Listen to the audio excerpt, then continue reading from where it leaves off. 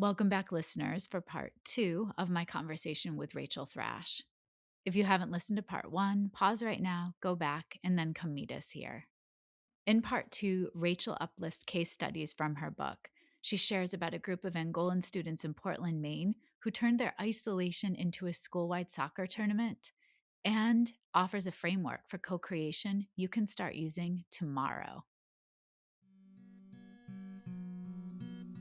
This is Schoolutions, the podcast that extends education beyond the classroom. A show that isn't just theory, but practical, try-it-tomorrow approaches for educators and caregivers to ensure every student finds their spark and receives the support they need to thrive. Welcome back, listeners. I am so happy to have part 2 of my conversation released and out in the world with Rachael Thrash. Here we go. We're going to be talking more about her book. I have it right here. It's fresh, it's new. Let the Learners Lead, Empowering Student Voice to Co-Create School Culture. Rachael, this part 2, I asked you to really break down what does it look like and feel like in schools. I also asked you to share some success stories and let us know, with schools that have done this work, what challenges they've faced. So let's begin. One of my favorite aspects of the book is that you include such diverse case studies. With that said, I was hoping you could choose one case study. It will be hard, but choose one. Start with how they began. What challenges did they face? How did they overcome them? And what were some of the results they saw? So one of my favorite case studies was a group of kids who were at a charter school in Portland, Maine, Baxter Academy for Science and Technology. And this was a very group-oriented kind of a school where kids were doing a lot of projects. And a teacher reached out to me to do some work with her. And the reason she reached out is because she was specifically working with a group, the only group of kids who English wasn't their primary language at home. Okay. And so they were English language learners. They happened to all be from Angola. And this group of kids they were mainstreamed into all of the other classes except for English. So she had them for English and for advisory. And she was noticing that they were really isolated. They only hung out with each other. They frequently spoke Portuguese. She would visit them in their other classes, and she found them really outside of the group, not participating, never raising their hands in class. And she was worried about them for good reason. Yeah. She got to know them in the advisory. And this is a brilliant teacher who was doing a lot of getting to know them work and writing work with them. And they were open and participating in her class, but nowhere else. So she reached out to me and asked if I would do some work with them and start to think about how they could be leaders in the community. So I started working with these kids, and we began by saying, what are barriers to people feeling like they can belong and participate in this school? And they contributed all kinds of answers that primarily were about, it's really hard to do group work when you feel like you are actually going to bring down the average of the group. And once they recognized that the other students, even though they were close, they spent a lot of time together, they had never explained that they felt that way.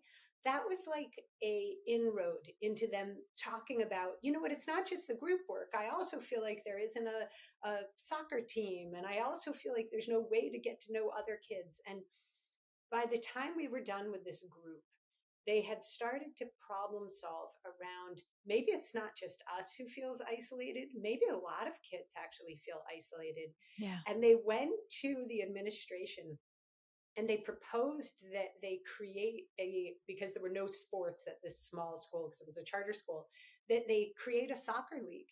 And they then worked with an adult soccer league in the community to figure out when the field time was. And they even negotiated with the administration to have a half day one day where they could all have a tournament. And these kids became heroes, right? Because the other kids are like, what? You gave us soccer during school? So and good. What the teacher who worked with them reported, it would be easy to be like, all right, well, fine. They made a soccer tournament. They actually also made an interesting checkers tournament. But their confidence their capacity to lean in and raise their hand and ask for help in other classes. One of their biology teachers reported, I never knew this child, Edna, cared so much about biology, and now she's participating every day. So what this unlocks, when I think we tend to, particularly around adolescence, assume that the problems we're facing are unique to us and nobody else. Everybody has it so easy.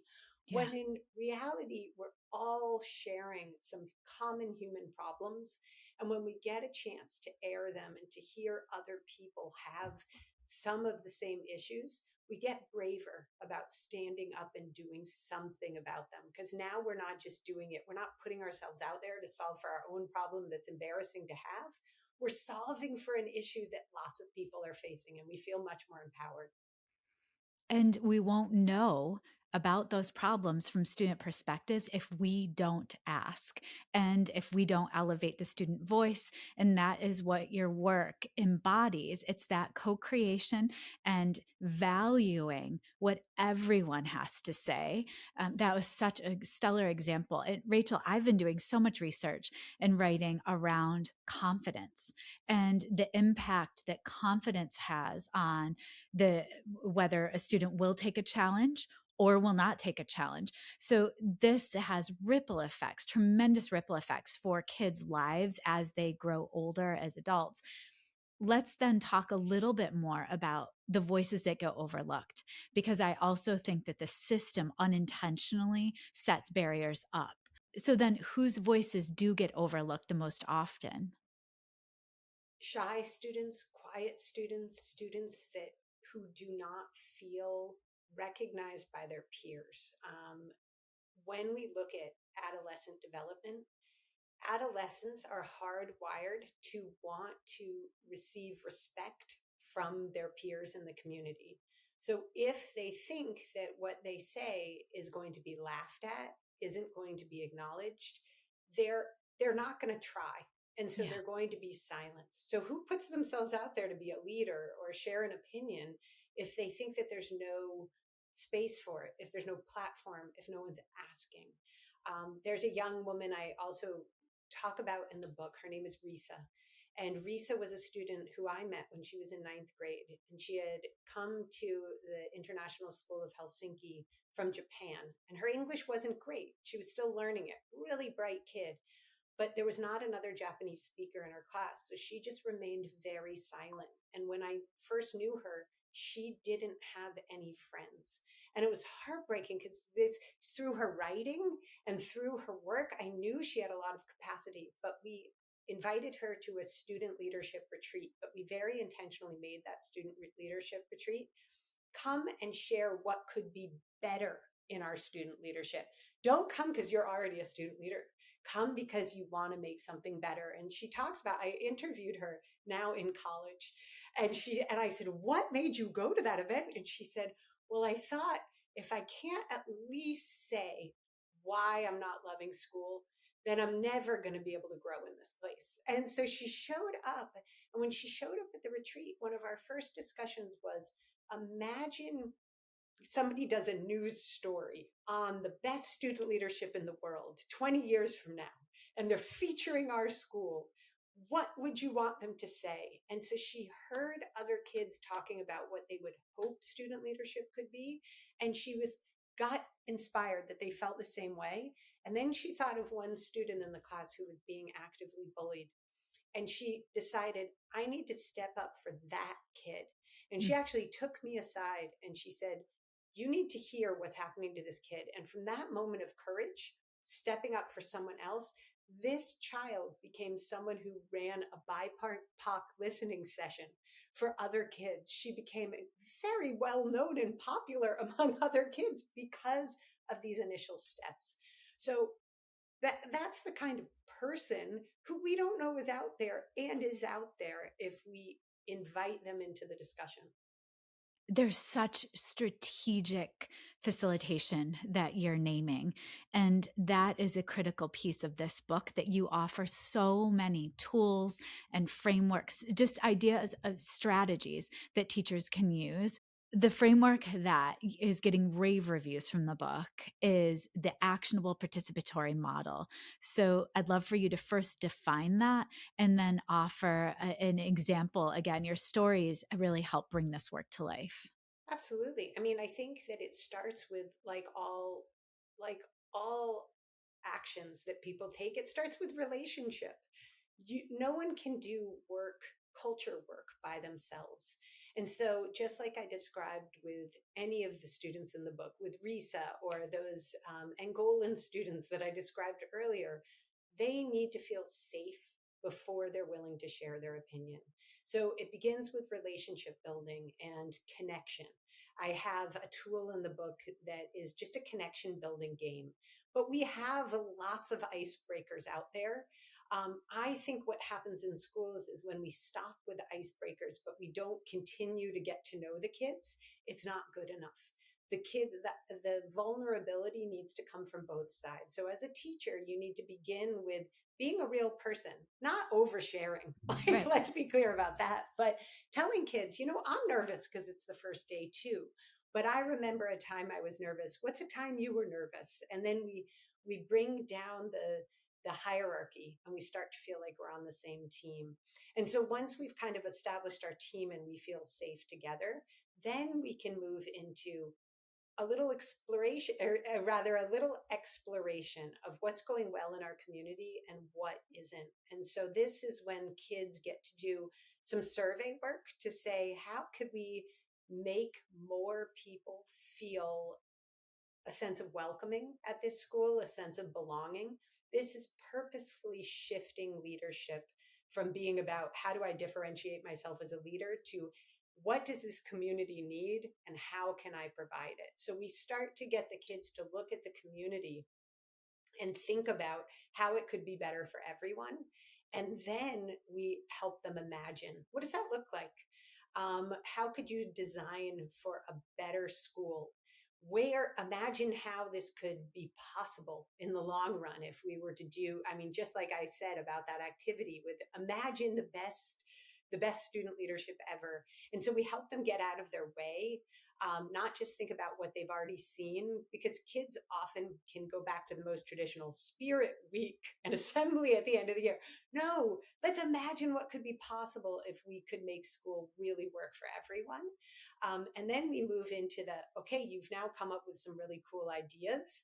If everyone could feel included, if everyone could have a friend, if it could honor all backgrounds, if kids could have a voice in things like assessment. So now how do we break those down into actionable projects and begin to design them? And I think this is oftentimes where student initiatives fall flat. Kids are really imaginative and creative, and they know what they want if you give them a chance to vocalize it. But then it's hard. And I've had this happen with many students. I, in fact, had a group of students who came up with this great idea of let's create a welcome wall in the school instead of a hall of flags that can feel really nationalistic. Let's make a welcome wall in all the languages. But they never got around to it because they're busy. So one of the tools in the book is how do you help kids look backwards from who is the audience I aim to reach, and what are all of the steps and all of the people in the school I need to talk to, get approval from, who on my team. It also involves breaking down how do you work well on a team? What are my strengths? What are your strengths? How can we talk about this openly? So that's part of the framework. And then getting it to a real audience, because when kids have a real audience to share their work, it inspires them in a different level than Absolutely. simply being like, there's an assembly where you're going to read something out or you're being graded on this. This is an opportunity to go to the school board and advocate for better bike paths on the way to school. So now you're really thinking about how am I going to do this, and how do I reach out to my student council advisor, whomever it is, or my teacher, my English teacher, to help me prepare this presentation so it's professional because you have a real audience. And then finally, the reflection piece. The reflection piece is so important, because if we're doing things and we're never looking back honestly on what were the mistakes we made, what did we hope to accomplish, did we accomplish it, and even what can we share out, with other teams so that they can take this further next year. And that reflection should really involve both, all of those steps should really Right. involve the educators and the students, because the educators are learning along the way. What do kids need? What are resources in the community? And they can help one another along the way. I'm thinking the book, it really does serve as a mentor text as well. I was thinking this the whole time I was reading, because if I'm a teacher and you're inspiring me and I would want to do this work, I would feel so excited because you have so many examples that I could offer my students. And so they could say, like, oh, here are different options. Here are different ways. Because sometimes if we're asking kids, what they dream for, that's hard to start there sometimes. And so having the examples from your book as tools, I think, is incredible. I also want to say this book is written with students at the heart of it. And I think there are tremendous benefits of this work for educators and for administrators. It's not just good pedagogy, it's really what the world is demanding of our children. What is the world demanding of kids today that this book serves so beautifully, Rachael? The world is demanding human centered skills and human centered communities. I think that it's become more evident than ever before that the kind of replicable knowledge that unfortunately schools coming out of the Industrial Revolution have prioritized, things that can be tested easily and assessed, those don't, those are replicable. The AI is going to fill those in, and our kids know it. I think there are a lot of schools right now who are so worried that those skills aren't mm, as prioritized, that they're taking devices away from kids and they're making them go back to traditional assessments. And I think we should lean into the very opposite. The skills that kids use when they look at a problem in their community and they collaboratively plan together and they work with an adult to come up with solutions, and they plan backwards for the audience that they're going to show these solutions to. Sure, they should use AI then, right? They should say, what have other schools done to create a safe bike path in a busy place? And then, but that doesn't quite fit our community because we have these other things. And maybe I should go talk to the maintenance director because that woman has already dealt with, has probably come up with a solution. And now, what are my timelines?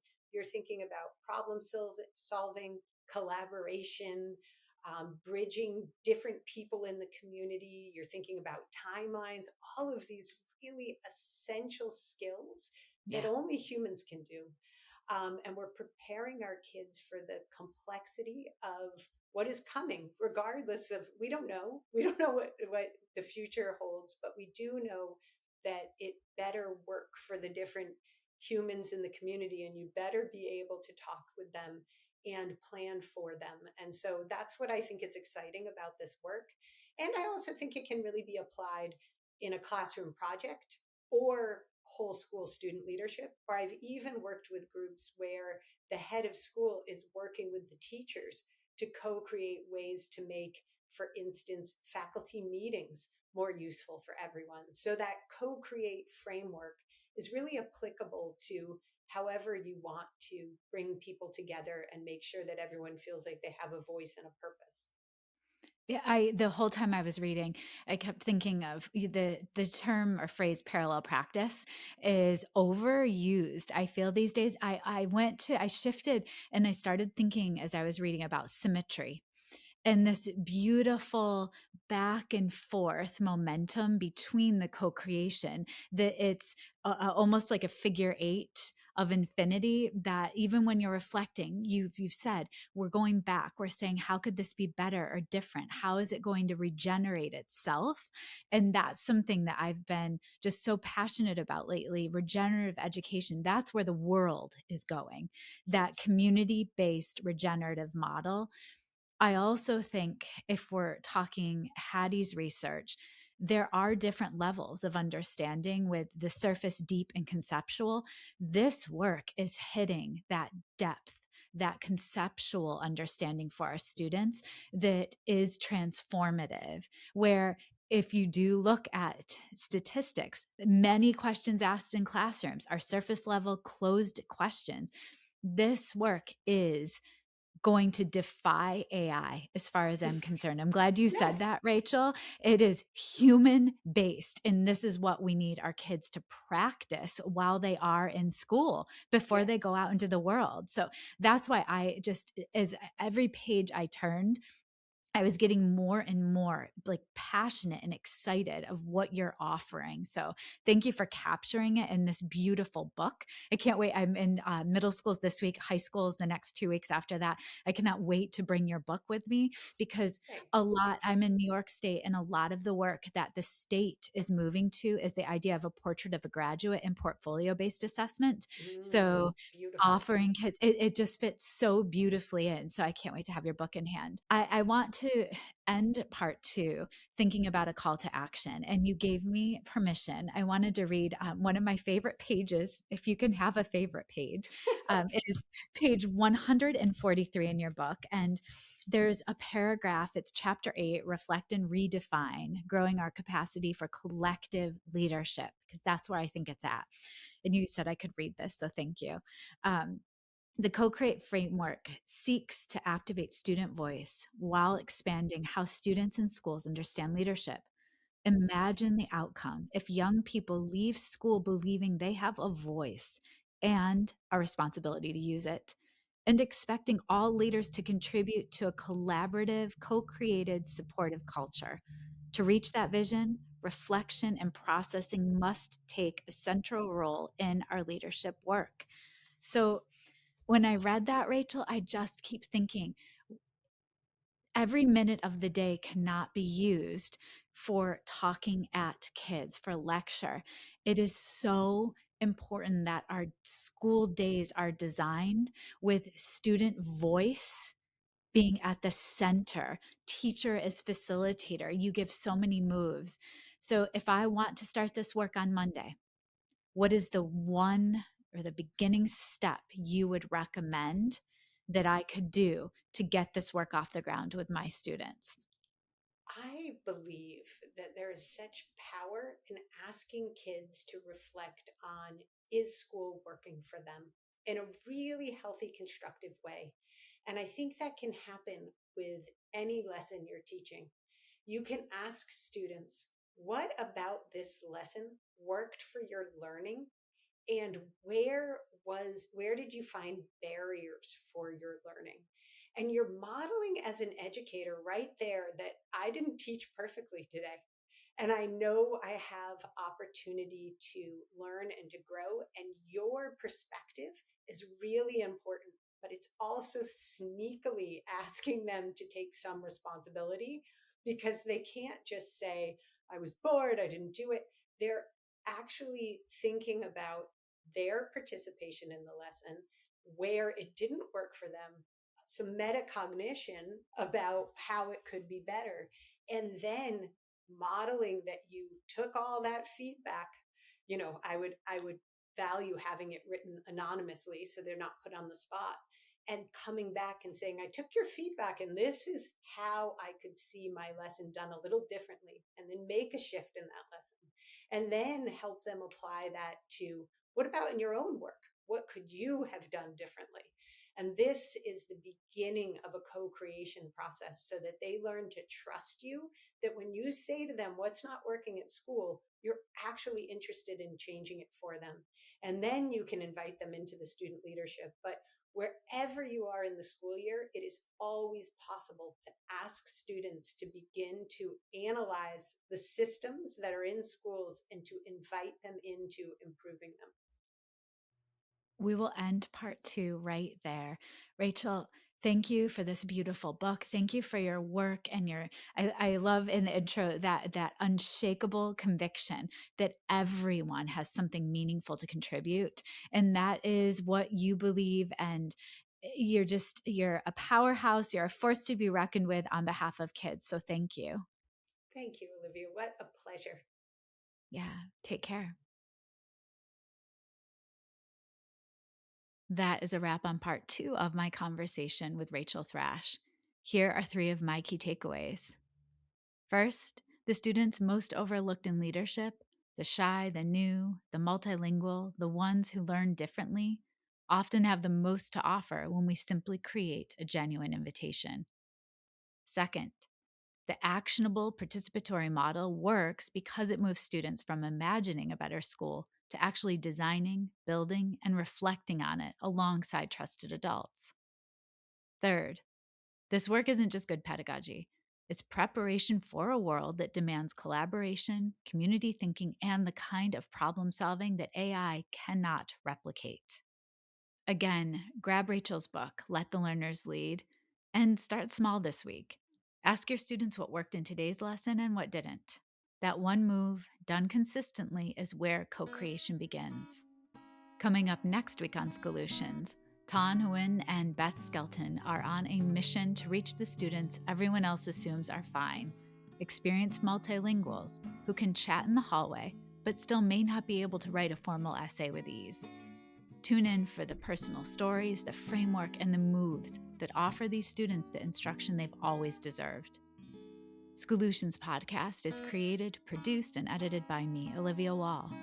Thank you always to my older son, Ben, who created the music playing in the background. You can follow and listen to Schoolutions wherever you get your podcasts, or subscribe to never miss an episode and watch on YouTube.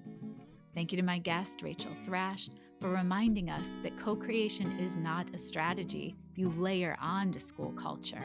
It's the foundation that unlocks belonging, confidence, and the deeply human skills that no AI can replicate. Reach out to me at oliviawahl.com to book a coaching session. I would love to be a thought partner to help you cultivate curious learners who advocate for what they believe in. Tune in every Monday and Friday for part 1 and part 2 of my guest conversations with the best evidence-based, classroom-ready strategies that you can apply right away to better the lives of the children in your care. Your 60-second bite-sized piece of learning from our conversation will be waiting for you on Wednesdays to share.